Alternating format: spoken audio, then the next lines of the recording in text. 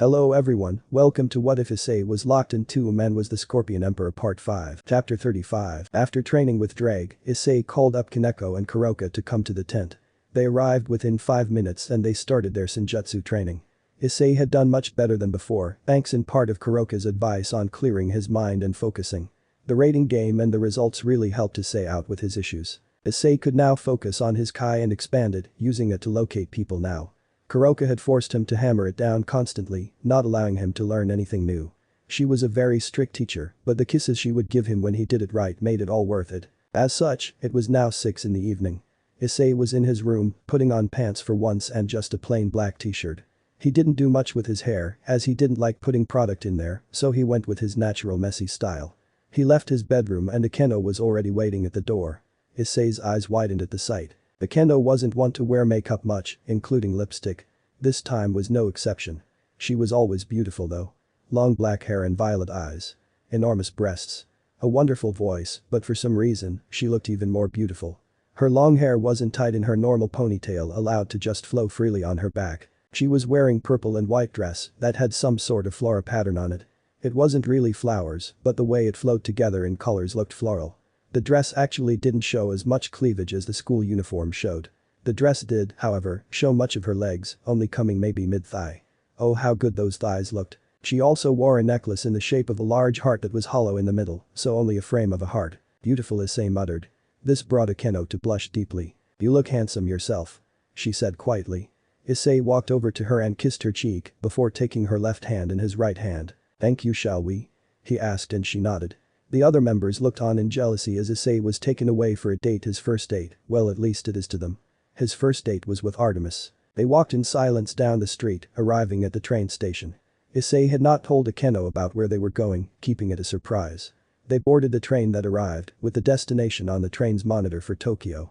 Technically, the station could only go to Tokyo, but this train would change course later. Taking a seat on the aisle, Akeno took the seat at the window and she cuddled up to Issei's side, who wrapped his right arm around her waist. The ride to Tokyo was pretty quick on the bullet train, as well as quiet. Issei and Akeno just enjoyed each other's presence. After getting off the train, Issei led Akeno down the streets, heading towards a restaurant. It was an Italian place. Akeno looked at Issei and smiled before getting even closer to Issei, wrapping both of her arms around his right arm instead of holding his hand. They entered the establishment and Issei had a reservation, so the server led the couple to a private table on the second floor. The server placed 2 menus on the table. May I start any of you off with any of our house wines? The man asked. He was Japanese and spoke Japanese, but with an Italian accent. Well, a fake one. It was too heavy and obviously faked. Issei hummed and nodded. Your oldest red wine please. Issei stated. The server nodded and with that, Akeno and Issei looked through their menus. I'm going to get the chicken parmesan with a side Caesar salad. Issei stated within 30 seconds. Order whatever you like. Issei said with a smile at Akeno. Akeno nodded, but she didn't say anything, as the look of concentration on her face states she was looking for something to eat. It took her a good 5 minutes, but she finally figured it out and put her menu down. But this symbol, the server came up with their red wines and 2 glasses. He poured them both the wine and placed tea bottle on the table. Are the 2 of you ready to order? The server asked. They both nodded and Issei gestured to Akeno. I'll take the chicken alfredo and a side salad. No onions or olives please. Ranch dressing on the side. She spoke with a small smile. A good choice, and you sir? I'll take the chicken parm with a side Caesar salad. Also no onions or olives. He said with a smile, folding both of the menus up and offering them to the man. A good choice as well. He said before leaving to put the order in. Akeno smiled at Issei. This is a wonderful place so far, Issei. How'd you find out about it? I looked online about good date places in Tokyo. I wanted to make this a good one for you. Issei, we could have just had fast food and it would have been good. It's the company. Fine, I wanted it to be memorable. He said with a smile. Tonight will be a great night that you won't forget.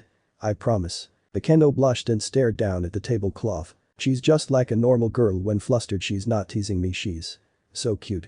Issei thought, smiling. Issei? Akeno asked in a quiet voice out of shyness. There was a magic spell around the couple for a suggestion to ignore their conversation and not even register what was being said. What's up, Akeno? He asked. Could you help me get stronger? Well, of course I would, but what do you want me to do? I'm scared. I can't get any stronger than I am now. I can use the power of holy. Oh, because of the fallen angel blood. Why wouldn't you use it then? My father. My father is a fallen angel and my mother was human. Due to my father being what he is, he has enemies. These enemies found us, they killed my mother, and would have killed me. It wasn't for him, my mother would be alive. And why didn't they kill you? Issei asked. My father got back in time. Then why hate him? Because of what he is? That's not fair to him. He can't help being a fallen angel, not anymore that I can help wanting to get stronger or help not thinking you are cute. I have enemies too, you know, like the White Dragon Emperor and the Cows Brigade. They are coming for us, you know, so should you hate me? Well, it's different. No, it's really not. You are just upset that your mother passed away, and while I am sorry for you and I would have loved to meet your mother, it is not your father's fault. Maybe he could have gotten there sooner, but how was he to know they would attack? Akeno, I'm not going to ask you to forgive him and be friends with your father, but your hatred for your father obviously is stopping you from utilizing your power to the best of your ability. Akeno didn't respond, mulling over Issei's words to her. Issei reached across the table, taking her hands in his own, giving them a gentle squeeze. Hey. You aren't going to do it alone. I'll help you train and use that power. I promise. Akeno looked up from their hands, and her eyes looked at Issei, brimming with tears. She shed one and quickly wiped them away, before she leaned across the table. She kissed Issei deeply and passionately, unable to hold back from her feelings. Sure, they kissed this morning, but now she knew she was in love with the king. Their moment was ended when the server came up with their food. Issei smiled at the man. Why, thank you. Of course, sir. Complimentary breadsticks with your meals as well. He said, picking up a basket with a few small saucers filled with marinara sauce. Thank you. Akeno and Issei said in unison. I shall be back to check on you two later. He said before going off to finish his rounds. Akeno gave Issei a warm smile before she started to eat. Once again, silence filled the table as they focused on each other's company rather than the subject. Dinner ended in about half an hour, with both parties full. The server came and picked up the check with the cash for the meal on it. Akeno and Issei were gone as soon as Issei put down the cash, not needing a receipt. The couple found themselves in Akihabara, the otaku capital of the world. Akeno looked around the area, her eyes lighting up from all the shops around them. Issei was heading for a particular place, only for Akeno to stop. This way, Akeno said with a bright smile. Issei was surprised but went with her as Akeno dragged Issei into a store. It was a clothing store. Issei was released from Akeno's grasp around his arm as she turned to Issei. Wait right here, she said, placing him outside one of the dressing rooms. Akeno had ran off and grabbed several items before entering the dressing room. She then poked her head out. No peeking. She teased with a wink. Issei chuckled and smiled at her, waiting. He figured what this was about when he was put in front of the dressing room. After a minute, the curtain opened and out popped Akeno, wearing a French maid's outfit. Yufufufu. You look dirty, mastermind, if I clean you? She spoke in a low seductive voice. Issei blushed but smiled. Only if I get to clean you after. Issei said with a wink, which got the fallen angel hybrid to blush and quickly close the curtains behind her, going to try something new on. Can I peek now? Issei asked, with a grin. Only if you are willing to take responsibility. Akeno said with her low seductive voice. That sounds tempting. Issei stated. There were other couples around and they all looked at Issei. When he first spoke, they all looked at him with disgust, well, the females, but hearing the female behind the curtain got them to shut up and learn that he was only playing with a woman who was obviously going to play along. Another 2 minutes later, Akeno came out in another outfit. This time, it was a business lady. She was wearing a business suit and had a ruler in her right hand. She also had a pair of glasses on with square lenses. You've been a very naughty boy, Issei, you've not been doing your schoolwork, I think it's time for detention. Akeno said in a more confident yet still seductive voice, smacking her palm with the ruler. The other couples around were blushing, seeing the confident woman teasing her boyfriend. Issei smiled. I'm so sorry, miss, for not doing my schoolwork. Would there be a way to get extra credit? Issei asked, licking his lips. Akeno smiled at Issei and winked. Maybe after school. She said before disappearing back behind the curtain. After 2 minutes, Akeno came out dressed in a very skimpy nurse's outfit. Oh, Issei. It's time for your checkup. I'm going to be very thorough. I have to make sure, she said, licking her lips as she glanced down at his crotch. Everything is in working order. Issei blushed. Well, I have no comeback for this. He said, blushing hard. Akeno grinned and bounced on her heels. Last one, Issei, she cooed before disappearing back behind the curtain.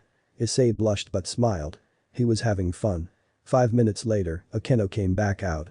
She was dressed in one of the most skimpy outfits. She was wearing a dark green blouse, but the blouse had her top 2 unbuttons done, which gave Issei so much view of her generous cleavage. She was wearing a matching green skirt that barely covered her upper thighs. If he bent down a bit, he could see that she was wearing her thong. She was wearing glasses again, but this time with oval lenses going sideways. She had a stack of books in her arms. Issei, your books are overdue, going to have to charge you some late fees. I think you're going to have to work on my Dewey Decimal System until you can put anything of yours on it at a moment's notice," she said with a seductive grin.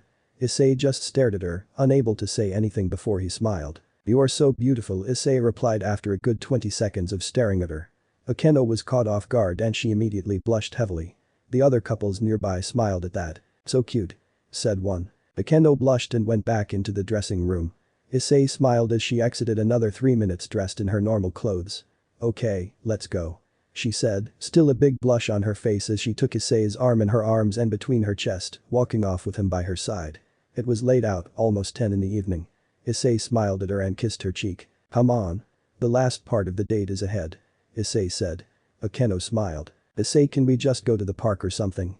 Akeno asked. Issei blinked. "You sure? Was going to catch a movie. I'm not up for a movie if you don't mind. Just want to spend time with you," Akeno said quietly. She had her reasons. Mainly, she was in her thoughts and wanted to think without a distraction. She also was getting really tired. Issei stared at Akeno and smiled, taking them back towards the train station. They boarded their train and Akeno laid her head on Issei's shoulder, cuddling into his side as she closed her eyes, going into her thoughts. "I have to protect her too." Issei took her left hand in his right and squeezed it gently as the train lurched forward out of the station and took off back to Kuo. After the silent 30-minute ride, Issei and Akeno headed towards the park, but Akeno stopped at the street that connected the park to the street to their home. "Issei, do I have a place in your heart?" Akeno asked quietly. "A place in my heart? What makes you think you wouldn't? You already have Kuroka, Kaneko and Roswis. Is there room for me? And the others? Of course there is. You think that I would go on a date like this if I didn't have feelings for you? But no," Issei said, cupping her chin. "Don't do that to yourself. You are a wonderful girl. You are super sweet, kind, fun to be around and honestly a beautiful woman. You are strong and brave. Don't do this to yourself." He smiled, pressing his lips to her forehead. "I like you a lot, Akeno. Never doubt my feelings for you." Akeno's tears started to fall from her eyes and she quickly embraced her king, pressing her lips to his lips roughly, as if trying to suck out his soul.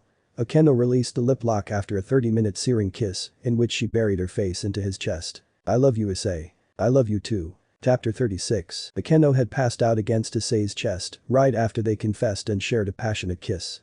He carried her home and tucked her into his own bed, allowing her to share their massive bed together.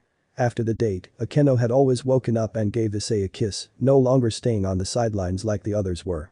She would share Issei's heart with the cat sisters and Roswis. A week had passed since the date and Issei was sitting on the couch in the living room with Kaneko sitting in his lap. Issei was reading a book that he had picked up at the library earlier in the week. The book wasn't anything educational. It was a horror book about a homicidal psycho clown. The book was called Chuckles, which was the name of the clown in the book. Akeno was currently in the kitchen making snacks and drinks. Kuroka was in Issei's bedroom, sleeping. Riaz was sitting behind a desk and doing Issei's paperwork, or most of them. Zenobia and Irina were reading the Bible in a corner of the room, staying away from the devil so they wouldn't harm the others. Kiba was sitting across from Issei and Kaneko, reading his own book. Kaneko was eating from the sweet stockpile that Issei got for her. Roswis was not in the house and had told Issei she was going to Valhalla to discuss some things with Auden. The room was very quiet, only quiet murmurs from the church duo, the sound of pages turning from Riaz, Kiba and Issei, and seldom noises from the kitchen like clinking dishes, so when a magic circle appeared, all eyes in the room turned to it. Out of the circle came Surzich's. "Brother, what are you doing here? Can't I come by to visit my cute little sister?" Surzich's asked with a teasing smile. Riaz blushed and huffed. "You're too busy to do that." "I'm never too busy to see your Riaz, but I do have business here." "You have another rating game set up? That's really soon and sudden," Riaz said with surprise. "Is it abnormal for a rating game to be so sudden?"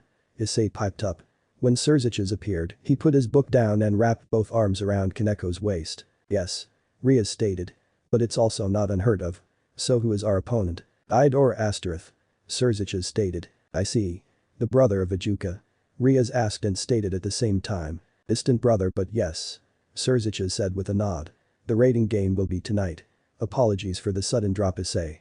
We normally like to give a heads up, but the people want to see this game, as do we." "It's fine," Issei said with a shrug. "We'll win," Issei said with a thumbs up. Surzich's nodded and a magic circle started to appear under his feet. He then smiled at Issei. "Oh, I forgot to tell you. You shall have a few visitors in an hour or two. Maybe less." Issei raised a brow at this, but Surzich's just left through his magic circle. "A visitor, huh?" Issei hummed before he picked his book up and continued to read. Ria's returned to the paperwork, signing off on a few things. Issei had signed off on a document giving Ria secondary authority on all official works. So if her signature was on a document, it was as if Issei had signed off on it. Ria's didn't mind doing the paperwork, for she was just used to it. Issei wasn't exactly one to do paperwork. He was a warrior and a lover, not a secretary. Issei did thank her on a daily basis for her work though. An hour passed and this time several magic circles appeared. One was Norse, much like his own, but there was a picture of a spear included. The other magic circle was a bit harder to tell, but it was a light blue instead of the Norse dark blue. The light blue had 2 yellow lightning bolts crossed. The third and final magic circle was the same color as the one before, but it had a bow and an arrow notched. He immediately knew who they were. Out from the first circle came Odin and Thor. The second circle had Zeus appear, and the last one had Artemis. "Oh hey guys," Issei said with a warm smile. Artemis moved over to Issei as she had teleported in behind him. She bent his head back and captured her lips with his own, surprising all the others in the room except Zeus.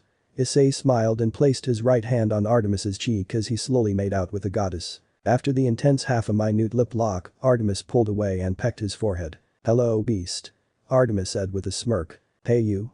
Issei giggled. "Well, this is surprising," Odin stated, stroking his beard. "Way to go brother," Thor cheered. "Lord Odin, Lord Zeus, Lord Thor, Lady Artemis," Rhea stated. Issei's peerage all knelt down to the 4 deities, while Issei just sat there on the couch. "Greetings," Zeus said with his booming voice. "So this is Issei's harem. How interesting," Zeus said with a laugh, getting even louder with his laugh at noticing the blushing faces. "Do you have so much competition here, Artemis?" Artemis just shot her father a dirty look. Issei smiled at the groups. "So you must the visitors that Surziches mentioned. What's up?" "Alright. Business," Odin stated. "Well, we have finally finished something for you. It took us a long time and constantly working for it, but we have created a weapon for you." "Me, why would you do that?" "Simple. It's a thank you for all the help you've given us against the Cows Brigade. It's also a weapon so you can continue your work. Plus we like you," Zeus said with a big grin. "You hear that brother, you are getting a god-killing weapon," Thor said with a big grin. "I can't wait to see how it matches up against Mjolnir." "Issei is getting a weapon created by the gods?" Riaz asked, looking completely shocked at this. "How?" Issei shrugged. "Well, I can't say I won't take it and use it, but are you guys sure?" "Absolutely," Zeus stated.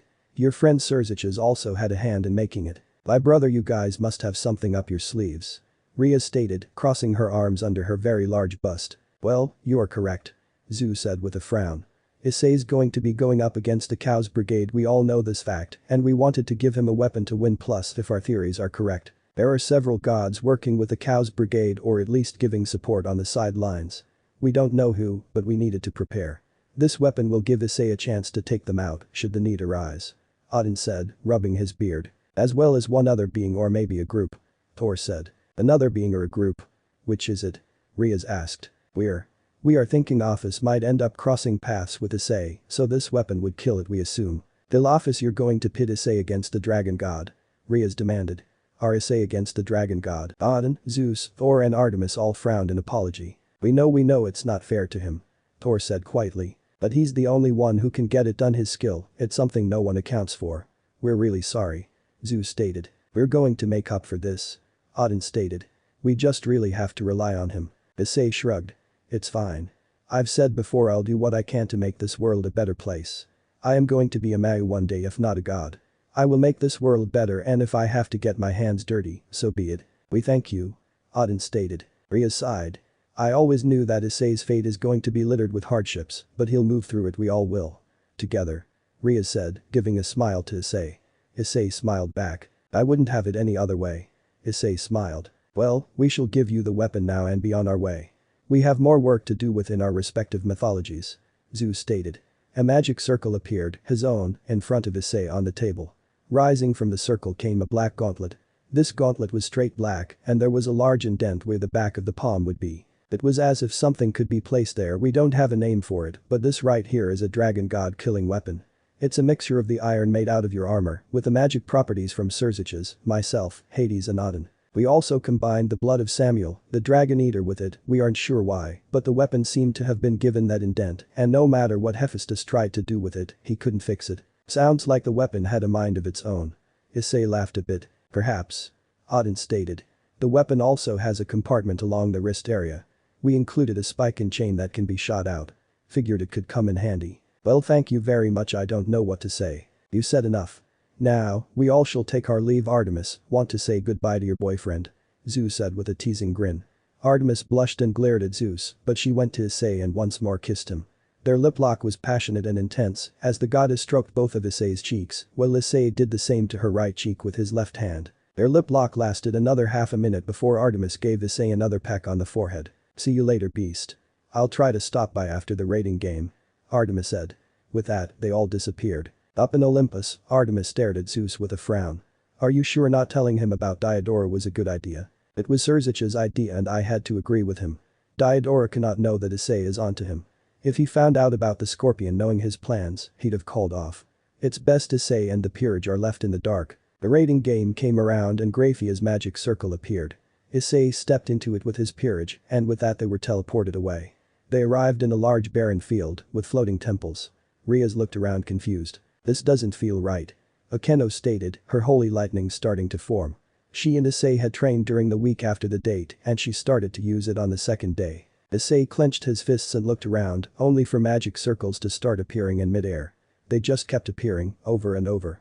This is not a raiding game, it's an ambush. Riaz, Akeno, Roswas open up a barrier around us. Kuroka. I need you and Kaneko to help out. Riaz, Akeno and Roswas help them recover their fatigue. Irina, Zenobia, Kiba. You're with me, Issei stated before a loud scream was heard. Issei didn't expect and he turned to see Kaneko being held upside down by a man while knocked out. Diodora, Riaz exclaimed. Ah yes, the rats came out as planned. I'll be taking the Nekomata with me. I mean, after all, got it to increase their population, right? Ha ha ha. Umatharbikar, Issei stated, turning and glaring at Diodora who was floating in the area, being surrounded by hundreds of devils wearing masks. You will unhand Kaneko or you will not like what happens when I catch up you. Ha ha ha ha. Don't talk to me like that, you devil filth. You are nothing more than an inbred devil who should have been kept sealed in that sarcophagus. Issei was glaring at the man, his fists clenched as his body started to shake from the anger. Give me back my Shirin, Kuroka demanded, forming a ball of her senjutsu and throwing it at the man. He lifted Kaneko to block the shot, in which Kuroka stopped the attack and dissipated it. You bastard. Ha. Weak. Diodora laughed. You are going to die. Riaz declared. Well, if you're going to want to do it, you're going to have to go through all my friends. The Cows Brigade was oh so nice to come assist me in taking down the wretched Grimoires and the bug, and while you're playing with my friends, I think I'll be taking my time with this sweet little cat MMMM. I can't wait to make her purr. How does that sound, bug boy? Shall we reveal ourselves now, partner? Show him the wrath of the dragon. No, if he finds out now he could disappear with Kaneko and kill her. I can't let him escape. He's thinking he has the advantages here and will have laid traps, not yet. Issei thought as he was seething. The ha ha ha ha laughed Diodora as he left in a bright green shimmering light. Riaz, Issei spoke, his voice growling. Why yes? She asked, not sure if he was mad at her or not with the way his voice was.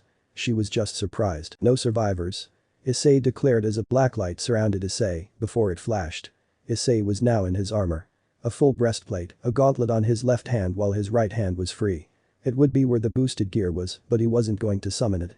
He must have surprise on his hand. The helmet was placed on his head, complete with the feathered crest going from the back of his head to the front. Centurion. Ahaha.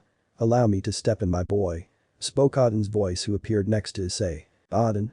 Issei asked, really surprised. Allow me to handle this while you handle Diodora. What are you doing here? Issei asked. We've found out that Diodora has been making deals and plans with the old Satan faction in the Cows Brigade for a long while now. Hear me, I am Odin, the All-Father of the Norse gods. Come and take my head and become a warrior of legend. Odin called out to bait them in, and bait them he did. The hundreds of devils surrounding opened fire with their spears, shooting magical bolts to the group. Odin laughed and slammed Gunnar on the ground, summoning a dome of energy which spread out and annihilated 100 if not 2. However, more magical circles appeared. It was a war zone. That Brad Azazel's plan was genius, lure them in and take them all out in a simple swoop. You mean Akeno started only for Issei to frown? You all set us up the entire time as bait. Issei stated, glaring at Odin. Yes, and I do apologize, but it was necessary to keep Diodora in the dark, now it's too late. He cannot escape the battlefield. Odin said with a grin. Now go and teach that whelp a lesson, boy. Odin said. Besides, I've been aching to go on the offensive. Odin, when we're done here let us drink in Valhalla. Issei said with a smile. That, my boy, is the best plan I've heard all day. Now go so I can really let loose on these vermin, Odin said, cracking his neck. Issei nodded and he broke into a full sprint, the others behind him though at varying distances. Stick together, you guys, I'm going to go ahead and clear the way. Just watch the bodies, he snarled as he bolted forward even faster, matching the speed of a night-only after images. Save my Shirin, Issei. Kuroka said with finality. We will save her together. Issei stated as he arrived at the temple. Issei stared at the large double doors and grabbed the brass knockers on the door before pulling on it. The sound of a submarine underwater and heavy pressure was heard before the doors came clean off their hinges in 20 seconds. The passageway was lit by a few candles, but it was still too dark to see everything well if he wasn't a devil. Issei let out another growl, much like a predator would or a dragon. He was pissed. Issei turned aside as he followed his instincts towards Kaneko. Hang on Kaneko, I'm coming. Issei thought as he shoved his left hand out to his left. The sound of a yelp and the gurgling of blood was heard as Issei yanked. Out of the darkness fell a woman wearing a cloak. She no longer had a throat and one could see the spinal cord due to the empty space that was her neck. Issei continued his walk, his form oozing power and rage. He was letting out all his demonic energy and all of his anger out in waves. Issei found himself entering a large hall and he knew that he fell into a trap. He immediately went to his earpiece. It's a trap, his peerage is going for you guys, he said, only to get nothing from it. He was cut off. Ahahaha. What a stupid bug of a devil, you fell right into my trap, right as planned. I knew that you would rush ahead without thinking, trying to keep your peerage safe, so I had you think from the start that they would be laying in wait and then cut off all your communication. Hahaha, am I brilliant or what? If you were smart, you'd not have done this to begin with. Ah, and the cat is awake, Diodora spoke. It was then the curtain within the temple raised and Issei spotted Diodora sitting on a throne while tangled up in some kind of metal. Was Kaneko, who was completely naked. You didn't, he asked, only to get interrupted. Oh, worry not, I haven't touched her too inappropriately yet. She still hasn't given me the right moment for me to go and enjoy the cat. She still clung to the hope that you would save her. I wonder what would happen if I killed you right in front of her. Would she give me that beautiful look of her despair? You bucking bastard. She is still a virgin, isn't she? I wouldn't want to bug sloppy seconds. Shut your mouth, Issei stated as he started to approach Diodora. Hahaha.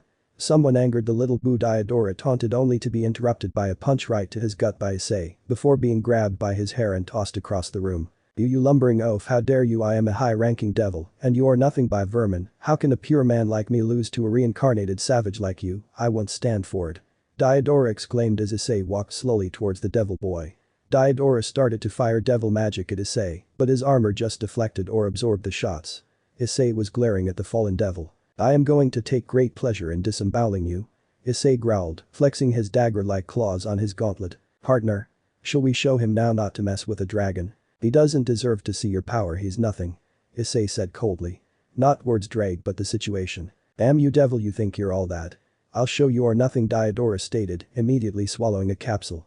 It was then Diodora's energy went up 100-fold, shadowing that of Riser's own power, if you could consider his fire magic. Issei snarled.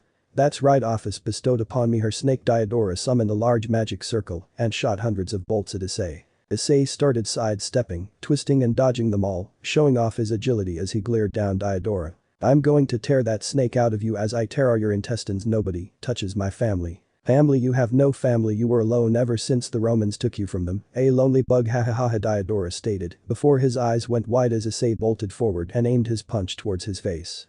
Diodora raised both hands and a massive green wall forced Issei backwards and formed a barrier between him and Diodora. Ahaha, my wall is impenetrable, especially with the power of office within me. You are nothing, bug. Issei stared at Diodora within the wall and raised 2 fingers from his gauntlet and slowly dragged it along the wall, showing that he was actually slowly cracking it. No. Issei grinned and rammed 4 fingers into the wall and slowly drug it downwards before he yanked backwards, ripping a section of the wall out just wide enough for his head. He peeked into the hole. Here's bug boy, Issei laughed out maniacally as he started to claw away at the wall, tearing it down chunk by chunk before he stepped through. How is this happening? It's not possible, I can't be defeated. I defeated Aguirre's. I even had a plan to deal with Sererg. I never expected to lose to the Gremory family, whose only claim to fame is fraternizing with their servants. Diodora exclaimed, staring at Issei with widened eyes. It was then the other members of Issei's peerage entered the throne room. Issei laughed. You are mistaken, boy, you never lost to the Gremory family, you lost to the Scorpion. Issei flung the spike and chain, striking the boy directly in the chest. Issei then yanked on it. Get over here. Issei grabbed Diodora by his upper arms before he slammed the forehead of his helmet right into Diodora's face, breaking his nose. Ah, Diodora screamed. Issei snarled. I told you what was going to happen. This is what happens when you mess with my family, Issei roared before he flexed his gauntlet claws behind him, before he shoved those dagger-like claws into Diodora's gut. While holding on to Diodora with his right hand which wasn't covered in armor, Issei formed a fist inside of the devil's stomach before he yanked, ripping out the front part of his stomach, spilling stomach acid and the last meal from the devil. Please, Diodora begged, only for Issei shoved his claw back into the devil's cavity. Issei snarled before he started to pull, forcing Diodora onto the ground as Issei pulled out both of his intestines slowly. Issei pressed his foot against Diodora's chest before he yanked and removed the stomach and intestines out from his body, killing the devil. Issei roared, lifting the intestines into the air like a trophy before throwing it on the ground. Issei turned and spotted his family as his helmet dematerialized. I didn't know you guys were there, sorry about that. Ria shook her head. Don't, it's what he deserved. The other members nodded and Issei quickly broke into a sprint and leapt, hopping up onto the contraption that was holding Kaneko. Are you okay? I'm better now that he is dead. Kaneko stated. Issei smiled at the rook before using his claw gauntlet to swipe at the objects holding her. His claw cut through it like butter and he gently helped Kaneko down from her spot. Kaneko quickly embraced Issei, hugging him tightly as his armor dematerialized from his body, leaving him in his gray t-shirt with the scorpion logo and his tan cargo shorts. Thank you. Anytime. He smiled at Kaneko before he turned. Let's go home, everyone. Issei said with a smile, heading off towards the entrance. As Issei and the others started walking, a bright yellow light started to shine around Kaneko and Issei quickly turned. Kaneko screamed in pain before she was taken away. Like she disintegrated. Issei's eyes bulged out and his body started shaking. He stared right at the spot as Kaneko disappeared. Well, I think that is more than enough fooling around. Spoke another voice. Issei was still staring at Kaneko's last known spot as his mind started to race. He was shutting down. Kaneko? Kaneko, where are you? Who are you? Rias demanded. Ugh, the sister of the devil king whose hair makes me want to vomit. Who I am is the one and true descendant of the great devil, Beelzebub. I am Shalba Beelzebub. What do you want? Where's Kaneko? Rias demanded. What I want? Isn't it obvious? I shall take down the imposter kings and return to the throne. As for your dear cat. She's dead. I sent her into the void of the dimensional gap. Her body is long gone. You bastard, Kuroka roared, her yokai energy skyrocketing. It was only when she felt a very strong pressure to her right that she didn't attack. Everyone, including Shalba, looked towards the pressure and it was Issei. Issei's body was radiating with power, more power than they have ever felt from the boy. You will die. All of you will die, every last one of you Chaos Brigade bastards, Issei roared as a red gauntlet appeared on Issei's left hand. Welsh Dragon. Balance Breaker. Issei's was snarling as his armor once more formed on his body, but this time the armor was different. The form was changed. First came the chest plate of Issei, which was no longer the solid breastplate, but this time it was a scale mail type of armor. LordxSesshomaru. Each scale was a dark black with a red edge. This gave him a nasty look of red and black. Then came his leggings. These leggings were a solid piece of armor in segments, one for the entire thigh, one for the knees, one for the shins and lower legs. Then came his boots. The color scheme remained with a black core and red outlines. Next came the shoulder pads. The shoulder pads were a solid piece of black armor that were symmetrically molded into his chest armor. The shoulder armor would just out over his shoulders, narrowing into a spike at the edges. It was also covered in inch-long spikes. His upper arm wore identical armor to his leggings. It then tapered off to his gauntlets. A red gauntlet with a foot-long golden spike that jutted out at the elbow, as well as 4 smaller spikes at the knuckles. A green emerald was located at the band of the hand. The other hand held the black gauntlet crafted by the gods. The helmet of the armor was much like his other one, except this one completely enclosed his head and face. The face plate was that of a skull. 2 eyes were glowing green, an empty slot where the nose would be, and 3 little notches going up and down for the mouth. It was hollow and black, like death. Issei's balance breaker was a combination of boosted gear scale mail and the armor created by the Norse in Issei's imagination. The Red Dragon Emperor. Shalba exclaimed in fear before Issei shot out like a rocket, his fist slamming into Shalba's chest, sending him through the temple and rock into the outside battlefield. Rias and the others all stared at Issei in shock. You're the Red Dragon Emperor? Akeno asked in shock, fear and arousal. As of a week ago? Yes. Issei stated before he rushed outside to end Shalba's life. That's what he meant by a sacred gear, Kuroka said with surprise. We need to go out there and help, Irina stated, and all of them rushed out only to have to take cover as Shalba's body was sent flying towards them like a meteor, smacking into the ground. Damn you Scorpion, I didn't expect this, Shalba said, fear coursing through his veins. You will pay for what you did to my Kaneko. Issei said in a low voice. You shall drown in your blood, roared Drag in Issei's voice before Issei shot forward and slammed his shoulder into Shalba's chest, sending him once more flying across the battlefield. Shalba landed across the battlefield, ending up right in front of Azazel and another devil. This devil was pretty good looking, wearing a robe like a noble would wear. They were black and dark red belts and motifs. He wore a cape, which was laughable. No capes, he had black hair tied up in a small ponytail and violet eyes. His skin was pale and his ears were pointed. "Shalba." The devil spoke. "Crusory, the red dragon is here," he said with fear. "The emperor, I thought he died to volley. It's the new one, it's in that bucking boy," Shalba exclaimed, and that is when a figure landed from the sky, slamming into the ground in a crouch before standing up. Riaz and the others were a far distance away, watching as Issei's rage was getting bigger and bigger. However, they were shaken awake from their despair and worry for their king by a voice. "How interesting, Issei Hyoudou is the new red dragon emperor. I have a lot to go to catch up to defeat him," Volley drawled on. "Volley, what are you doing here?" It was Biku, that just came out of a tear in space, that spoke. "We detected something different about Issei when floating through the dimensional gap, and we seem to have found one of your members," Shirin Kuroka stated, rushing over to her sister who was being carried by a blonde-haired man. It was Arthur. "So, this is where your loyalties lie, Kuroka?" Volley asked. Kuroka looked at Volley.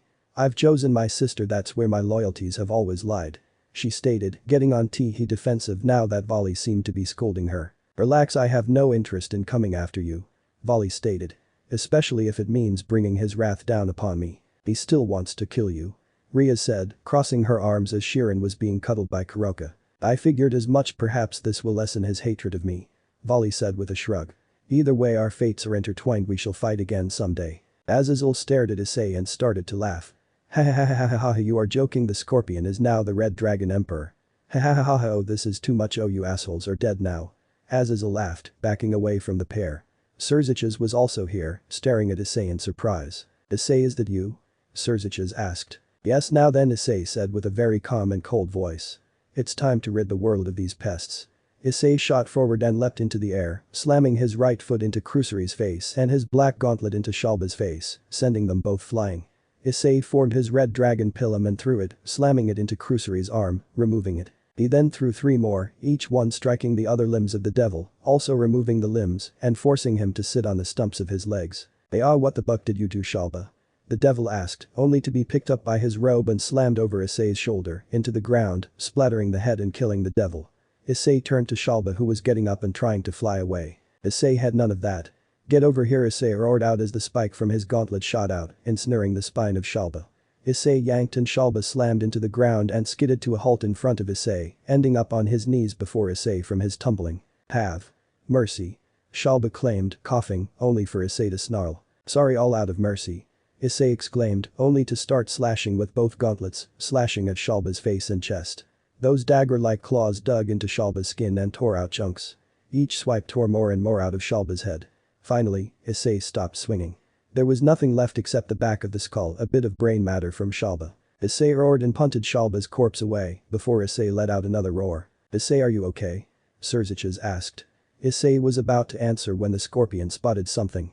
It was Volley. Issei snarled and leapt across the field, slamming into the spot where Volley was, who barely just dodged. "You bastard," Issei snarled out, only for Akeno to rush in front of Issei and embrace him, hugging the enraged dragon. "I'll kill you, Volley, I will kill you," Issei swore out of despair. "Issei, come back to us," Akeno said, immediately pulling Issei's head down into her cleavage, laying his right ear, or word would be, over her heartbeat. "Calm down, it's okay," Akeno said, turning their bodies so Issei could see Kaneko, who was breathing. Issei's body was shaking out of rage, his shoulders started to slow down, and Issei fell down to his knees, Akeno going with him. "SHHH. SHHH, it's okay," Akeno cooed, trying to calm the raging dragon. Issei's armor dematerialized finally, revealing the tear-stained face of the king. "Kaneko," he whispered, crawling over to Kuroka and Kaneko, quickly embracing the pair of sisters to him. "Kaneko, you're okay," he sobbed, but out of happiness and relief. Issei started rocking the two sisters, overjoyed to see her okay. "This was not our plan or decision, Issei Hyoudou, to do this," Volley stated, only for a death glare from Issei to back the white dragon away. Volley and his group said nothing more and just disappeared into the void. Issei's attention once more returned to Kaneko, stroking her cheek and hugging her tight. "Issei," stated, only for Issei to shake his head. "I just want to go home," Issei said, a bit choked up. Riaz nodded, and with that, Issei and his peerage went home. Chapter 37. The morning came around on Monday morning, the day after Issei had went ballistic due to believing that Kaneko was dead. Granted, she would have been if it wasn't for Volley and his team, but he assumed that Kaneko was killed. As such, he went apeshit and went to town on Shalba and Crusory, brutally murdering them. As soon as he arrived at home, without releasing Kaneko, he went to bed with her and held her close. He was terrified that she wouldn't be there if he didn't hold on to her. When morning came, Issei slowly awoke to the warmth of the sunlight that drifted through the crack in the curtain on his window. His eyes opened and a big smile grew on his face. In his arms was Kaneko, who had her ears and tail out. She was curled up into his chest, her face buried into his bare chest, while her legs were entangled on her left thigh. He was laying on his side as he held her tightly to him. Kuroka was across from Issei, clinging to Kaneko's back as the three embraced each other basically. Behind him was Akeno, who was sleeping by herself. Usually, she would be found embracing Issei, but she went to bed late and made sure to leave Issei with Kaneko. Their king was a lot more emotional and fragile in his mind than they thought. His peerage had found out that they were his glue, his wall, his support. If one of them was to fall before him, they would find it arduous to bring him back. Roswis was also in the bed, behind Kuroka. She wasn't someone to cuddle Issei at night, preferring to do so in the day. She was laying peacefully on her side, pretty much laying on a body pillow clutched between her arms. Issei started to stroke Kaneko's hair, his smile bright and warm. She's alive, he thought to himself, tears burning in his eyes as he wept over almost losing one of his family. While Issei was stroking her hair, his gentle and soothing movements slowly brought the white-haired cat out of her slumber. She opened her eyes, and those hazel eyes looked up at Issei's face. She lifted herself up before taking Issei's lips in his own. The kiss wasn't rough. It was gentle yet full of passion as she was grateful to be in his arms. She, too, was terrified after being rescued. She faced death and it wasn't pleasant. "I love you," Kaneko said, giving his lips a peck after. "I love you too, Kaneko," Issei said, choking on a sob. I couldn't take it. Watching you disappear like that, I couldn't take it. Please don't leave me," Issei stated, revealing the poor boy's mental state and how fragile it was.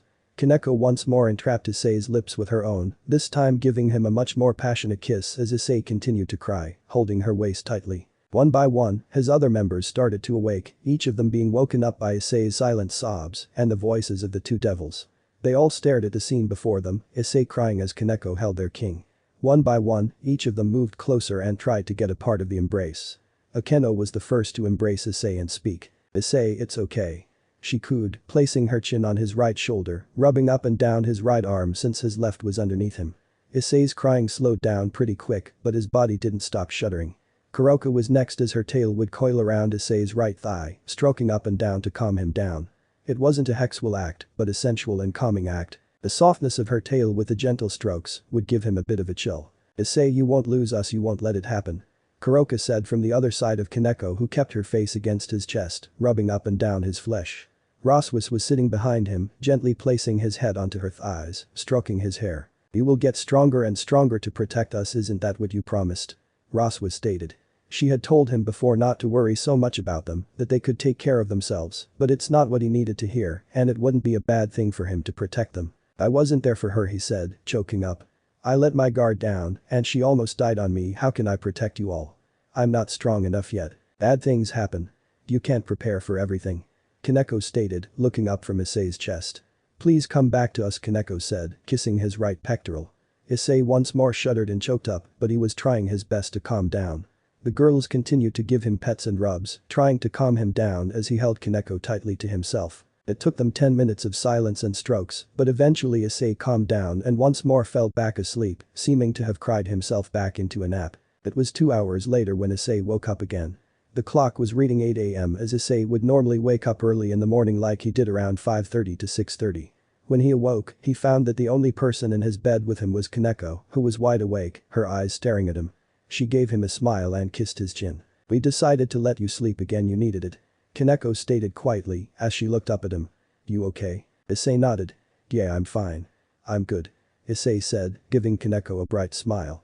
Kaneko's tail started to swish at this and her face started to go red. I love you too, Kaneko. I love you very much. I now understand what love is to me. I can't bear to be apart from you or the others. I can't do it," Issei said. Kaneko looked at Issei with tears in her eyes before she moved up and kissed his lips deeply, pushing her slightly rough textured tongue into his mouth, making out with her king. "Please, I can't take it anymore, make me yours," Kaneko said, her face blushing bright red as she stared at Issei with intense determination. Do you mean? Yes. Please make me a woman. Fuck me," Kaneko said, this time with a bit of frustration and impatience. Issei stared at Kaneko for 5 seconds before he kissed her lips again. Wee woo wee woo. Lemon alert. Lemon alert. Wee woo wee woo. Issei flipped over onto his back as his hand started to roam up and down Kaneko's back, his lips never leaving her own as their tongues started to dance with each other, twisting and turning. Her hand started to roam his chest, squeezing his pecs, while her tail started to coil up around his right thigh. Issei continued to make out with her as his hand slowly moved down her pajama-covered body, before grasping both of her butt cheeks, giving them a squeeze which got the rook to moan into Issei's mouth before she pulled away. She was panting with desire with bright red cheeks as she looked at the man she loved. "Please. I can't wait any longer," she stated with desire and lust, as if in heat. This is new. I don't want to butt into your alone time, but this is a good time to warn you for the future. Dragons are beings of power and we attract enemies and friends alike. Women will flock to you. This is your essence of power overwhelming the cat and turning the desire she had for you up 100-fold. She still wants it, but she's a lot more submissive and needy now. Oh well, thanks Drag. Issei said back to the dragon who kept quiet. Issei sat up with Kaneko in his arms and slowly started to remove her pajama top from her, revealing her chest to Issei. She wasn't flat like a lot of people assumed, but she was still quite small. For her size, she was actually a good size in her bust, but that's also because she's super short. Issei took her breasts in both hands and smiled at her as his hand slowly squeezed and rubbed her breasts in circles. This got the cat to start mewling quietly in pleasure, her eyes glazed over in lust. He attached his lips to her neck, nipping her flesh every so often while planting kisses on her, up and down the right side of her neck, collarbone and shoulder. Kaneko's hands moved from his chest and quickly went for his underwear, her movements desperate. Issei lifted his hips without breaking off from her neck and her breasts, helping her remove his only garment of clothing. Her hands immediately grasped his rock-hard erection in her tiny hands, making it seem even bigger than it would normally be, not that he wasn't impressive to start with. Her hands started stroking it up and down slowly. "It's so hot, so big." Kaneko muttered before Issei picked her up and gently pushed her onto her back underneath him. Issei moved his lips to her own, kissing her in which she eagerly accepted and responded with her own. His hands moved down her body and grasped her pajama bottoms, before sliding them down her petite legs, which she lifted her hips to assist him before he tossed them away, revealing her naked form to him. "You're beautiful," Issei said. Kaneko looked at Issei with her lustful gaze, before she got a bit more sane and smiled at Issei. "Just hurry up and make me yours," Kaneko said, blushing brightly. "I love you." Issei responded with a kiss to her lips as he gently rubbed her inner thighs, spreading her legs slowly for him as he continued to make out with his white-haired rook. Kaneko moved her hands to his shoulders and held him to her, making out with him in return. The sounds of their smacking lips filled the air as their tongues twisted and danced with one another. Issei pulled away shortly after and smiled at Kaneko. "Are you sure about this?" he asked. Kaneko responded by lifting her legs, showing how flexible she was. She lifted her legs and pulled them back towards her chest, though more off to the sides, forming a V-shape with her legs, though her knees were bent as well, so her feet dangled in the air. "Don't finish inside," she stated and Issei understood. He lined up his large manhood to her core, his hands gently rubbed her inner thighs, before he started to push himself inside of her. "It's so tight," Issei said, with only his tip barely inside of her. "Don't stop." Kaneko gasped, her eyes widened at the intrusion inside of her body. Issei quickly kissed her lips again before pushing inside of her further and further. The rook was sufficiently aroused, her walls slick so there was no ripping. Of course, he was slow about his pushing due to how tightly her walls gripped him, but after several grunts, he pushed his 9-inch erection inside of the devil girl. Kaneko let out a cry of pleasure and slight pain. She let out a moan when his right hand found its way to her left breast, giving it a gentle squeeze. The rook's eyes once more glazed over with lust as she moved her legs to sit on his shoulders. Due to their size difference, Issei could no longer bend over and hover over her without making her uncomfortable with her legs. As such, he just stared down at her and started to pump his hips slowly, making sure to keep his girlfriend comfortable. "Faster, make me yours." Kaneko moaned out, her eyes starting to close as Issei's hips began to increase their pace, his manhood drilling into her rapidly. The smell of sweat and hex filled the room as Issei had his left arm wrapped around her right leg to keep her secure, while his right hand played with her breasts and nipples, squeezing and tweaking. Kaneko's tail wrapped around Issei's thigh, holding him in place, or at least that would be the plan. Her body shuddered and shook from the pleasure. Without warning, the rook tightened her walls and came, her orgasm shoving out past Issei's member, coating her thighs and the bed sheets. She kept mewling and moaning, the two mixing into one. Her eyes were closed and her mouth was wide open in an O shape, overcome with the pleasure that Issei was giving her. Issei moved his hand from her breast and gripped the base of her tail, stroking it, which got the quiet rook to get even louder as her body continued to shake. "You're so tight, Kaneko, so warm wet. You're mine," Issei stated, getting possessive as his thrusting got even faster. The king started to slam into the smaller girl, his hip smacking into her own with force, shaking her body. The rook's mewling increased in volume and occurrence, revealing just how turned on she was from the aggressive dragon. Issei let out a growl as he continued pumping himself to his eventual release when Kaneko once more tightened and had her second orgasm. Issei removed his hands from her thigh and tail, grabbing her hands from his shoulders and pinning them down above her head. The dragon of domination was an understatement. Kaneko felt her body submitting to her king, her womanhood tightening around him to keep him inside and keep him pleased. She kept mewling as she opened her eyes, tears of joy and lust in her eyes as she stared up at Issei. His brown eyes had started to glow green as he stared at her. "Fuck me. I'm yours, do with me as you wish. Finish inside if you must." Kaneko mewled out, her hands clenching at his own as her body shook once more as she came again. Issei heard her submission to him and the dragon inside came out full force as he went even harder into her, his balls slapping against her body. Issei started to growl in pleasure when he felt his release approach. He pulled out of her body in a few seconds before he exploded, his balls emptying its contents all over her face, chest and stomach, coating her in the hot musky release. Issei moaned out with a final twitch, the final spray striking Kaneko on her lips. Issei started to pant, his green eyes dissipating. He looked down and noticed that Kaneko's womanhood was gaping, revealing the conquered goal. Lemon has ended. Whoop whoop lemon ended. Issei collapsed next to Kaneko who was coming down from her high. After 3 minutes, Kaneko looked to her left at Issei before smiling. "I love you," Kaneko stated. Issei smiled back. "I love you too," he said, and with that, Kaneko fell asleep. Issei was breathing heavily, his lungs sucking in the much-needed oxygen. After a good 2 minutes, Issei stood up and smiled down at Kaneko before moving into the bathroom. He took a washcloth from one of the drawers and used hot water on it, soaking it. He squeezed out the excess and went back to the bedroom with a warm moist cloth. Issei stood before the sleeping woman before he gently started to wipe down her body, cleaning her body from his essence. It was then the door opened behind him and Kuroka poked her head in. "Feeling better?" she asked. Kuroka was not using her tick lately as she was very serious about Issei's mental stability. Kuroka then spotted Issei's semi-flaccid state as well as Kaneko's sleeping body with her legs still spread out loosely. "I suppose that answers that question," Kuroka said with a smile. Issei smiled at Kuroka. "Yeah, I'm feeling much better. Thank you Kuroka, everyone has helped me," Issei said as he finished wiping down Kaneko's body before gently moving her legs so she would sleep better. He then placed a pillow under her head and the rook fell into an even deeper sleep. Issei stood back up and grabbed a pair of boxers and another pair of his cargo shorts before looking at Kuroka. "Do you want to join me?" Issei asked with a smile.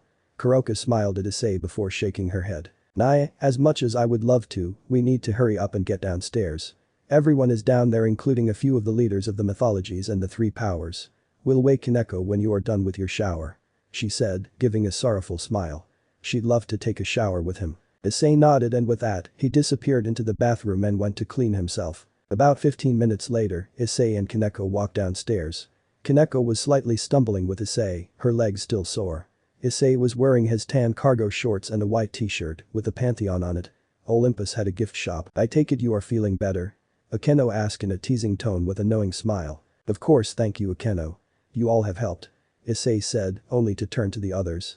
Artemis, Zeus, Odin, Thor, Azazel, Michiel and Cerziches were all in the room, as well as Issei's peerage. "As much as I want to talk more about your actions with that white-haired rook, we have business to discuss," Azazel said, a playful smirk on his face. He usually wore such a smirk. "You're the Red Dragon Emperor?" Zeus asked, staring at Issei cutting to the chase. "Yes," Issei said, nodding. "How long?" Thor asked, crossing his arms. He seemed upset. About a week or so. Maybe a bit longer. That's how long I knew I was the Red Dragon Emperor. Allow me to speak up. I only woke up a little over a week ago and made myself known." Looking through his memories, it looks like the old Red Dragon Emperor had died to the White One at the same time as him dying in Greece. Hence why he lost Excalibur and his old sacred gear. Odin nodded. "I see, so it's just happenstance then. That's good. We thought you were hiding it from us the entire time. We were brothers and I was upset at the chance you were lying to me," Thor stated. "I did keep it a secret when I found out. I wanted to wait to reveal it," Issei stated. "Which ended up good in our favor. Diodora never found out and he went right into our trap," Azazel stated. Issei frowned. "It's more like we fell into their trap as well," he stated, staring at Azazel. It seemed Issei had a bit of anger towards Azazel's plan, considering what happened to Kaneko. Said person gripped Issei's right hand and squeezed with her left, trying to calm him down. "I'm very sorry for that, but the plan was a success nonetheless." Issei sighed. Yay, he muttered. Well, I suppose that's all we came to talk about. Zu stated, getting up from one of Issei's many chairs. Always good to see you come out safe, Issei. Thank you, Zeus. Issei said, bowing his head in a thank you. One by one, the leaders started leaving only Surzich's. Something you need? Issei asked the red-haired devil. I don't need anything, but I think you should head to the familiar forest sometime soon. You could use a familiar and then some of your peerage should get theirs. I believe you have 4 without one. Surzich's stated. Familiars. Yes, they are supernatural beings that we devils make contracts with. They tend to do odd jobs, like janitorial work or relaying messages. They can gather information, spy for you, or even protect their master. There is a multitude of ways a familiar can serve and it's a staple of devil life. I see. Riaz, could you see if we could go tonight or tomorrow? I'm not really feeling up to school for a bit, so if we could get Sona to give me the homework and anything I'd need, I'd appreciate it. Riaz nodded. Of course. I shall see if the familiar master is available soon for you and I shall forward the information to Sona. I'm sure she'll understand. Issei smiled and nodded. With that, Surzich's stood up. Alright, well that's that. Surzich's stated. I shall get going and get back to my duties. A lot of cleanup after the fight with the Cows Brigade. Farewell. Issei said before he smiled down at Kaneko. Kaneko smiled back. Issei was in love. Not just with Kaneko, but the rest of his family. His harem. Chapter 38. Issei arrived in a different place. The full moon above was a dark red, casting a dark red shadow across the forest. Issei was out in front as the rest of his peerage was behind him. Directly behind him was Riaz, then to her right was Akeno. To Riaz's left was Roswis. Kuroka and Kaneko stood right behind and in between Roswis and Akeno. Almost a pyramid shape there. Tiba stood behind Kuroka and Kaneko, and now the shape was ruined because Zenobia and Arena stood a few feet behind and to the right of Kiba. So who wants me? Spoke a kind of comedic voice. I am the familiar master, aka Toji. If you've come to find familiar galore, you've come at the right time, that's for sure. If you want to make it back for tea, you better stick with me, rhymed the older man. The full moon is out to act as your guide, so I am here to help you decide. Alright, I like this man already. Issei said with a smile. Now how can I help you? Tell me all your wants and desires. Would you like a strong one, fast one that is made out of wires? Issei shrugged. I don't know about the other members of my peerage, but would it be alright if I actually go it alone and look around? I think it might be hard to find the right familiar being surrounded by others. They might get scared.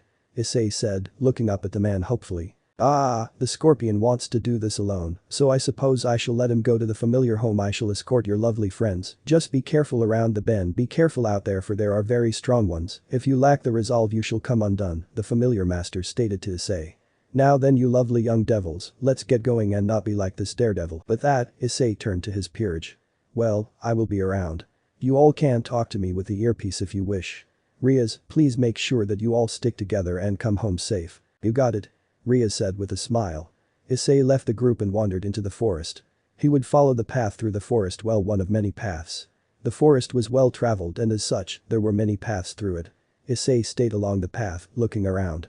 Like he thought, being alone would bring out all the familiars. All up in the trees, he could see bat-looking creatures, large birds like pterodons, even small dragon-like ones. Or maybe they were dragons, and he could have sworn he saw one burp electricity. He found a small river along the path, noticing that another path diverged from the one he was on and followed the river. He hummed and decided to go down the river path. Geez, this forest is massive. Are we in the underworld? Then why is the moon like this? So bizarre. I have to hand it to the devils and fallen angels. They really know how to use magic to create their worlds. There's a lot of places within the underworld that amaze even me. This place is among them. Drake spoke, this time not in Issei's head but out in the open. Yay, so, do you know anything about the forest? Not really. None of my other hosts were devils, so I haven't really had a chance to be here. That's a shame. I need to travel more so you can see more of the world. That would be wonderful. Thank you. So, how do I stack up, Drake? Like as a host? I can't really say how you stack up. You're strong and you do talk to me a lot. My last couple hosts didn't really say much to me. That's a shame. It must get lonely. I don't think I could be in your position without losing my mind. I wouldn't worry so much. I don't think they've ever cut up a devil to put them into a sacred gear. Drake said with a bitter tone. Well, I wonder what kind of powerful familiars they have out here. Why do I get the feeling I'm forgetting something important about this forest? Drake thought to himself. It's probably nothing. I'm not really sure. Maybe a hide. Oh no, Drake said as a powerful aura appeared, approaching Issei rapidly, coming from a cave that was to Issei's left. Look out, partner, Drake called out. Issei heard a roar come from the cave, and out from the cave came a pale blue dragon with celestial blue scales. She had dark blue eyes and a very cold atmosphere around her. Welsh dragon, balance breaker. Issei put his armor on just as the large western dragon pounced onto Issei. Issei reached up with both hands and grabbed onto the dragon's paws with his gauntlets, holding the dragon back while skidding back on his feet before slamming into a rock. "I warned you what will happen, Drake, should I see you again," spoke an oddly beautiful female voice. The dragon immediately opened her maw and out came a torrent of pale blue flame. Issei used the large flame to disguise his movements from the dragon's eyes.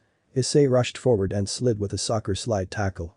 He would rush forward and slide down on his right foot, ducking under the dragon. The foot he was sliding on slammed into the dragon's back right leg. The flame from the dragon hit the rock, and the rock looked molten just from a few seconds of touching that flame. When Issei struck the foot of the dragon, the female dragon immediately dropped to her knee before snarling. "An old flame drag?" Issei asked, leaping into the air over a tail swipe, only for a pale blue paw to come in and strike Issei in the chest. Issei quickly wrapped his arms around the claw, holding on. "Not exactly.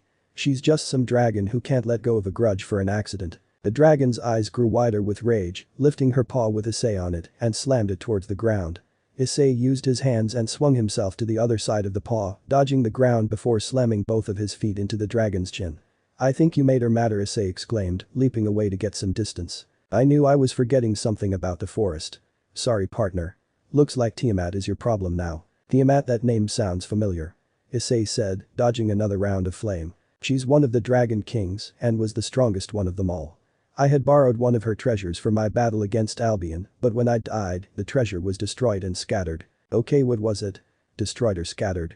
"Destroyed means it can't be repaired. Scattered means lost." "The latter.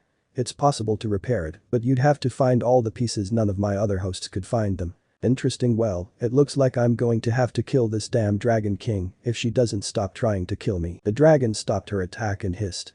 "Kill me?" She growled before she launched a new assault, this time unleashing all her power.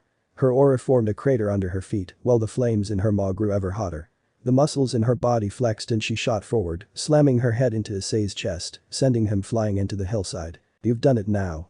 The bitch is angry," Drake stated, which got the Dragon King to send out another burst of her powerful flame, which Issei barely dodged. The rocky hillside was molten slag now. "Not helping," Issei exclaimed. Issei rushed forward towards Tiamat, ducking under her tail swing and sliding with a soccer tackle, then leapt using his right hand, slamming both feet in an uppercut right into Tiamat's chin. He landed in a handstand before leaping backwards, avoiding the swipe towards him from the large dragon. Tiamat, however, wasn't easily stopped. She flew forward and chomped down at Issei, only for Issei to duck under her. This was a mistake, as it was clear it was a feint when Tiamat turned around, slammed her thick tail into Issei, sending him skidding across the ground. Tiamat flew into the air and breathed out a torrent of flames towards the downed RDE, which struck Issei's body. The armor was holding, but Issei could feel himself heat up rapidly. Issei quickly started to roll, getting out of the flame, only for Tiamat to come crashing down towards Issei. The scorpion quickly scooted backwards, spreading his legs wide as the large paw of Tiamat slammed right where he was. He would have been flattened. "This dragon is so strong, damn it. The white one is stronger." "He wasn't at the time, Drake. He didn't go all out." "You enjoy being a pain in my ass," Issei exclaimed as he rolled over Tiamat's tail that came swinging to knock him down, following up with a powerful uppercut into Tiamat's chin. Issei quickly started to throw out punches, now pushing Tiamat back. Issei slammed his fist into an uppercut that bashed his elbow right into the snout of Tiamat before grabbing her head with both hands and rammed it into the ground before slamming his shin into the side of her head. Tiamat let out a roar of pain and fury before blasting Issei with a powerful gust of fire, sending him flying into the air before slamming into the ground several hundred feet away. Issei's armor, black and red armor, was glowing from the immense heat, but otherwise undamaged. It was only Issei's body underneath that couldn't handle the heat. "You're one of the only Red Dragon Emperors to ever take me head on, and you are the only one who has survived. The others all begged for mercy," Tiamat exclaimed, narrowing her eyes at Issei. "Hey, it wasn't like you gave me an option. You attacked me, could have still begged," Tiamat stated with a grin. Issei chuckled and started to flex his fingers, popping some of the joints. "I don't beg." Tiamat snarled and once more charged forward towards Issei. Issei also charged forward and leapt over Tiamat, who came in with a chomp before twisting in midair and throwing his dragon pilum right into Tiamat's back, right into her shoulder where it connected with the top of her wing. Tiamat let out a yell of pain as the energy went clean through the armor. "You bastard," Tiamat exclaimed, roaring in pain before she was struck again by another pilum, right into the other shoulder. I'll kill you, Tiamat roared, trying to enter the air, only to be grounded by the 2 wounds. Fuck you, Issei exclaimed as he was hovering in midair. You think you can lecture me? You attack me first, Issei said, throwing out his chain, using it to tug himself to her, slamming both of his feet into the top of her head, shoving her head into the ground. He leapt off of her only for Tiamat to bite down on his legs. Issei screamed in pain as the jaws of Tiamat started to crush his legs. Tiamat also started to breathe fire, heating up Issei rapidly. No, I can't die here, Issei screamed, starting to slam his fists into Tiamat's nose. Tiamat's fire started to increase in magnitude, which got Issei to scream even louder in pain as he felt his legs start to burn. Damn you, Issei roared before he flexed his black gauntlets and slashed Tiamat in the face, striking her right between her eyes down towards her nose. This action was laughed at by Tiamat, who just kept burning Issei, only for her eyes to widen and for her to drop Issei. Tiamat vomited up some blood, collapsing to her knees and elbows before laying on her stomach, vomiting up some more blood, this time black blood. What did you do to me? Tiamat roared, vomiting up some more blood as she felt her body shutting down, slowly. Partner, what did they say they mixed in with that gauntlet, didn't they say, Samuel? The Dragon Eater. You son of a bitch. Tiamat exclaimed in pain, before vomiting up some more blood. Wait, what's going on? Issei asked, using his Norse magic to start fixing the burns. Samuel created by God and then locked away in the underworld. It's the creation of gods hated for dragons. Its blood is absolutely lethal and not even Office nor Great Red can take it. Meaning Tiamat is going to die. Fuck you, Drag. Tiamat said weakly. Issei frowned and looked up at the moon, staring at it for a few seconds before he sighed. Alright, bucket. Issei said, getting onto his 2 feet. He walked over to the downed dragon, who growled at Issei, only to cough up some blood. Issei knelt down and placed the red gauntlet onto Tiamat's head. Partner. What are you doing? Saving a life for once. He stated before he inhaled deeply, then exhaled. Issei's Kai started to increase tenfold, forming a wide aura on his body, which slowly just surrounded his black gauntlet that was hovering over Tiamat's body. He clenched the gauntlet and closed his eyes, focusing hard on the life force of Tiamat. He then spread his gauntlet and lifted his hand into the air. Right before Drake's and Tiamat's eyes was a viscous black substance. Blood. After a full minute of this constant motion, Tiamat felt her fire return to her, felt her power return. Issei lost his armor suddenly and his body was sweating hard, his breathing panting. It was then Tiamat lifted her paw and slammed it down on Issei, pinning him under her. Issei frowned at her as he stared up at her. Tiamat stared down at Issei, a snarl on her face as her dark blue eyes stared into his hazel ones. Why? Tiamat asked. Why what? Issei asked, trying to play innocent. Tiamat narrowed her eyes and growled. Why did you do that? Why save my life? What is your angle? Tiamat demanded. Do you demand me as a familiar? You can be a familiar. Issei said, blinking at that before he shrugged. I don't have an angle. Just didn't feel like having you die because you attacked me for Drake's mistakes. It's not fair to you nor is it fair to me. I don't believe you. You think I am lying to you? What could I gain by lying to you like this? Issei asked. I am an honest man and yay, saying that probably means nothing, but I try not to lie. Tiamat stared at Issei some more before she hissed. You are not like the other dragon emperors. She stated plainly. Good. I don't want to be like anyone else. I want to be me. I meant that you aren't as selfish or pathetic as they are. Sure, some of them have been really strong, but their reasonings were pathetic. Tiamat replied. I've killed many red dragon emperors, and I've seen so many just beg for their lives, beg for my body, demand me, try to tame me. Yet you've done neither of these things. You've shown your true attitude to me. You even willingly took a risk in saving my life, despite knowing I could turn on you. Thank you, I guess. Issei replied. Tiamat removed her paw from Issei, and when she did so, she ruffled Issei's shorts, and out came 6 pawn pieces. You're a devil. Tiamat stated. A high-ranking devil. Yes. I didn't really earn it honestly, but they decided I was going to be one, so here I am. He stated, sitting up and rubbing his shoulders. He beat you? You know what your pride demands of you. Drake pointed out with a very smug tone. Fuck you, Drake, Tiamat spat, before she sighed.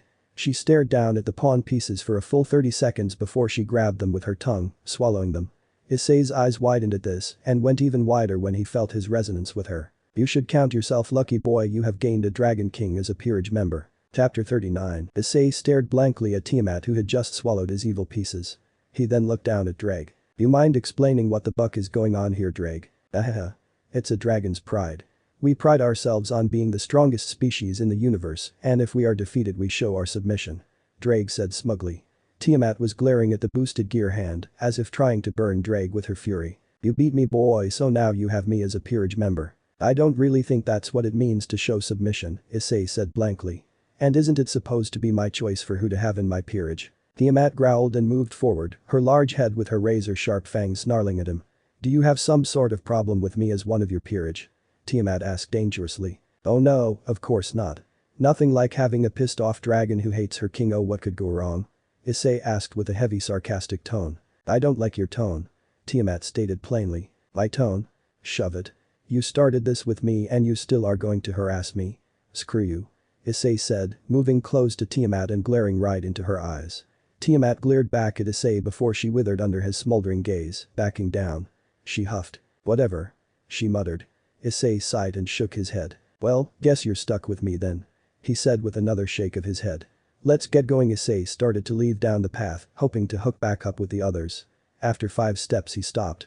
You wouldn't happen to have a human form, would you? Issei asked curiously. Why? Going to add me as another notch on your belt? Tiamat asked with venom in her voice. Issei blinked. Another notch. You think I have notches on my belt? Issei asked, staring at her. Everyone I've slept with is my family. My loved ones. I would die for them, so if it comes down to me sleeping with you, then you would be part of such. He stated. You really don't like Drake and his users, do you? What was your first clue? She asked coldly. Look. The least we can do is try to get along. Issei said with a sigh. Come on. Why not bury the hatchet? Why should I? For one, your king has demanded it and you shall obey. Issei said with a goofy grin, before shutting up due to the stare she was giving him. If you keep holding on to this grudge, you won't be living your life. You seem to just be focusing on me instead of yourself. Maybe if you asked kindly and helped out one of the users, they'd help you recover your lost treasure. If you asked me nicely and gave me some advice or anything, I could help you get it, but you attacked me and tried to kill me out of the blue. Don't you see the problem here? No. You either get me my treasure or die. That's how it's always been. Tiamat stated, but she wasn't threatening him, just stating it was her policy. And how well has that worked out for you? Issei asked. For once, Tiamat gave some semblance of a smile. A smirk. I mean, I've killed 5, 6, maybe 7 of you Red Dragon Emperors. I'd say it's worked nicely in that regard. And yet still no treasure. Is it really the treasure you want back, or is it revenge on Drake? Tiamat narrowed her eyes. You're beginning to piss me off. I'm just saying try to work with the Red Dragon Emperor and maybe you'd get your treasure back and you won't have to worry about fighting Drake again. Dragons don't ask for help. And that's why most dragons are dead or dying off. Issei said with a shrug. Pride is the sign of a foolish man, or so they say. I believe C.S. Lewis said that, a proud man is always looking down on things, and of course as long as you are looking down, you cannot see anything that is above you. Issei said with a smile. You can have your pride, but don't be blinded by it. Tiamat stared at Issei and kept quiet. It was then her scales started to shimmer a bright pale blue. After a long flash, Issei removed his arm from over his eyes and his eyes widened. In the place of the dragon, there was a human. It was a beautiful woman with straight long pale blue hair. She had dark blue eyes and around her, Issei could feel some sort of cold atmosphere just from her beauty alone. There was also her nearly suffocating draconic aura. She was wearing a navy blue shirt on her form as well as a navy blue skirt, matching her eyes. Her eyes were also slit like that of a dragon. Beautiful. Issei said, his head nodding as if confirming what he said. Take a picture, it'll last longer. She said with a cold tone. That's not a bad idea. Issei chuckled before shrugging. He then walked off, Tiamat following the poor devil. Pervert. Guilty. Issei once again shrugged. It didn't seem to bother him. What is with you? I insult you and you just take it. I have no need to insult you. I beat you and that is insult enough to you. No need to pour salt on the wound. Issei stated. Actually, partner, I'd go ahead and start insulting her and fighting back. She's testing you as a dragon. Kind of like headbutting for goats. Drake stated just to Issei. You dragons are weird, but I suppose each species has their own form of dominance. We have many forms. This is just one of many. I see. I don't see how you could have beaten me. You're so weak. Are you even really the Red Dragon Emperor? If I'm so weak, wonder what that makes you. Issei taunted back, smirking over his shoulder. You got lucky, boy. Next time. Tiamat stated, only to be interrupted when Issei turned around and slammed her up against a tree. He had his right hand on both of her wrists, somehow taking them and pinning them above her head before she could react. His right knee pressed between her thighs, moving ever upwards towards the pot of gold. There won't be a next time. Issei hissed, his eyes glaring at her. How'd I dare because I own you. Issei stated, growling out before biting down on her neck hard, his 2 top incisors penetrating her flesh as his remaining hand started to cup her right butt cheek. He gave it a harsh squeeze, a growl coming from his throat. Tiamat on the other hand was wide-eyed and flushed, blushing brightly from Issei's touch. She did not expect this from this Red Dragon Emperor. Sure, Drake back in the day had done this, but never a host. Issei pulled away before she could gather her thoughts further on the subject. He growled. Do not challenge me without accepting the consequences. Issei moved off of her and huffed, brushing off his shoulders before he moved off. He stopped 20 steps away when he noticed Tiamat not following. He decided to just stand there and wait for her. How dare he touch me like that, how dare he demand my obedience, how dare he dominate me, I lost, Tiamat thought, only to wake up from her thoughts and start to follow Issei again, who started to walk again when she approached. The walk was quiet as they turned through several bends, finding their way back to where Issei and the others had split up. Luckily, there was markings and signs to help people find their way through. About halfway through the walk back, Issei decided to break the silence. Look, sorry about earlier. Drake had warned me that the sudden awakening of him and the awakening of his balance breaker had taken a toll upon me. I've only known about Drake for like a week and a half now. Please forgive me, Tiamat. Issei asked, looking over his shoulder with sincere eyes. Tiamat flushed at his gaze, only to huff and look away. Yeah, whatever, Tiamat stated. How much longer? She demanded. Maybe another 10 minutes. Mai and I split up to find our own familiars, looks like I failed. I think having the strongest Dragon King as a peerage member is a better more important than finding a familiar. I doubt your friends will care. She said with a roll of her eyes. Yay, still wasn't my choice, you know. You could have done something else. Perhaps, but I wasn't ready to give myself to you. Issei immediately blushed and coughed, turning to stare back at her. Excuse me. You know buck me? Tiamat said, a smirk back on her face as she found a way to tease the boy and get away with it. Mate with me. Make children with me. Make whoopee. I know what you meant, Issei stated. Just what the hell. So there was only Hexer a servant. Yay, I'm the pervert here. Issei said, his grin widening. I never said I wasn't. Tiamat stated.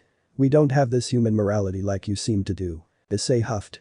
I'll have you know I have more than just a human mortality. Oh good, come back. Tiamat snapped with a snort. Issei was about to retort when he spotted his peerage waiting for him in a clearing, surrounding a small fountain. Issei Raswa said, being the first one to spot him. Like a siren's call, his other members all got up and smiled at Issei, only for each of them to stop and stare at the beautiful woman behind him. Alright, what is with you? Riaz asked, looking exasperated. Another woman, Issei, what's with you? Hey, it's not like I actively go and look for women. Plus this time, she was the one who forced herself on me. If forced herself, huh, Issei? My, never knew you to be so weak to a woman, maybe I should use force. Akeno asked, leaning her right cheek against her right hand with blushing cheeks. Not like that, Issei said with a pout. Naya, so who is the next member to join your harem? I've not joined his harem. Tiamat stated. I am Tiamat. I would doubt your claim here, but I tend to believe that now Issei already is dating a goddess, why not a dragon king, Riaz said in exasperation. Naya hahaha. Kaneko walked up to Issei and took him by his right hand, squeezing it while glaring at Tiamat. I won't let you steal him. The small cat said possessively. Tiamat stared down at the cat and flashed a smirk. Is that so? She asked with amusement. Issei let out a sigh. So, you all get your familiars? He asked. Riaz nodded. Yes, I got them all their familiars, you? Oh sure. It's Tiamat, he spoke.